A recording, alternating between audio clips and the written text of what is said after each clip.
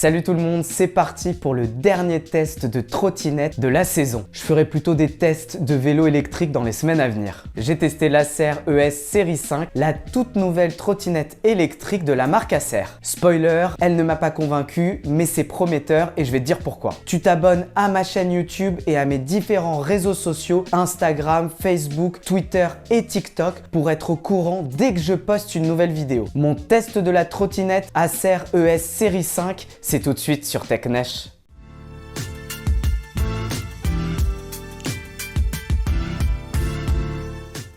Elle sort un peu du lot avec des tons verts et des motifs qui rappellent tout de suite l'identité de la marque Acer. Je la trouve plutôt réussie et ce qui surprend immédiatement, c'est son deck qui est très surélevé et la hauteur de sa potence. Elle donne une position de conduite tout en hauteur, très agréable pour avoir une bonne visibilité sur la route et en plus elle est adaptée à des personnes de grande taille qui n'auront pas besoin de se baisser pour tenir le guidon. La qualité de fabrication est bonne de prime abord avec un cadre solide, des fixations qui semblent robustes et une excellente gestion des câbles qui sont quasi invisibles. Mais j'ai eu quelques soucis pendant mon test qui ne m'ont pas rassuré quant à la fiabilité de cette trottinette. L'écran s'est décollé et la fixation s'est desserrée. Bon, pour la fixation, disons que c'est pas normal après seulement 2 semaines de test, mais au moins c'est facile à resserrer. Par contre, l'écran, c'est quand même bien plus embêtant. Niveau prix, c'est 499 € et à ce propos, j'ai testé l'ancien modèle. Il y a un modèle plus récent qui est disponible, quasiment identique,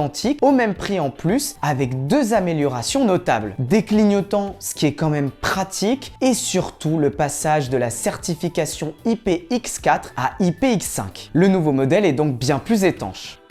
Elle embarque des pneus de 10 pouces tubeless. C'est confortable et avec la technologie tubeless, tu n'auras pas le stress de la crevaison. C'est un vrai avantage, surtout quand tu sais à quel point c'est galère de changer un pneu sur une trottinette électrique. Les feux sont connectés à la batterie. Bon, le feu avant, je trouve qu'il manque vraiment de puissance. Heureusement, le feu arrière, lui, est plus puissant et il intègre un feu de freinage, ce qui est bien en termes de sécurité. Niveau frein, elle a un frein à disque à l'arrière et un frein électronique. C'est très similaire à ce que j'avais sur la Ninebot F2E que j'ai déjà testé. Les poignées sont ergonomiques et se sont avérées confortables pendant le test. Le guidon n'est pas aussi large que celui de la Ninebot F2E, mais ça reste quand même tout à fait acceptable. Bon, comme d'hab, l'écran sur le guidon, il manque de luminosité comme celui que j'avais sur la Ninebot F2E. Donc ce sera pas très lisible en plein soleil. Et puis je le trouve petit par rapport à l'emplacement sur le guidon, donc tu as l'impression d'avoir des énormes bordures tout autour de l'écran. Il affiche les infos classiques sur ce type de matériel, donc la vitesse, l'autonomie restante ou encore le mode de conduite. Tu as aussi une application sur iOS et Android qui te permet de connaître l'autonomie restante de manière plus précise, ta vitesse ou encore de changer le mode de conduite et d'autres paramètres. Tu peux aussi verrouiller l'assistance depuis l'application pour prévenir contre le vol. Bon, l'application, elle est très simple, comme sur pas mal de trottinettes, donc c'est plutôt accessoire. Mais j'ai quand même quelques critiques qui rendent cette application pas très pratique. Et peut-être d'ailleurs que c'est maintenant corrigé. Déjà, faut appairer la trottinette à chaque utilisation. Heureusement, elle reste en mémoire, mais bon, c'est quand même pas très pratique. Et puis surtout, j'ai rencontré un bug parce qu'à chaque fois que je voulais changer le mode de conduite, la trottinette s'éteignait.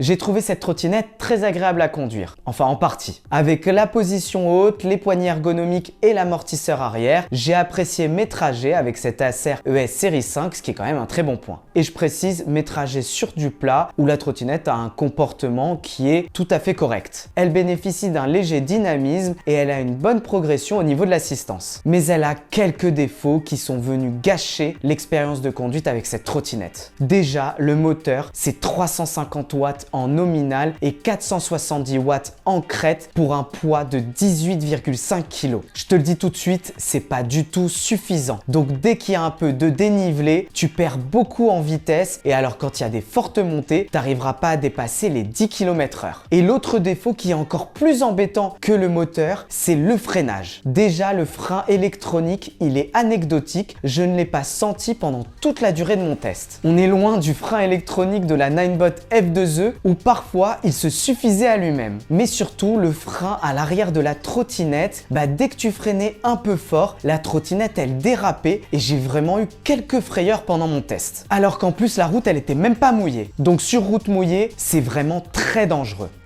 C'est clairement le gros point fort de cette trottinette, surtout à 499 €. T'as une batterie de 15 ampères-heure, soit 540 Wh, ce qui est vraiment conséquent. Pendant mon test, j'ai parcouru 40 km et il me restait encore 26% sur des trajets mixtes. Ça veut dire que tu pourras atteindre normalement les 50 km, ce qui est vraiment très confortable, surtout pour une utilisation urbaine. Avec la Ninebot, j'avais fait 27 km et il me restait 0% de batterie. La charge complète, c'est 8 heures, ce qui n'est pas un problème compte tenu de l'autonomie.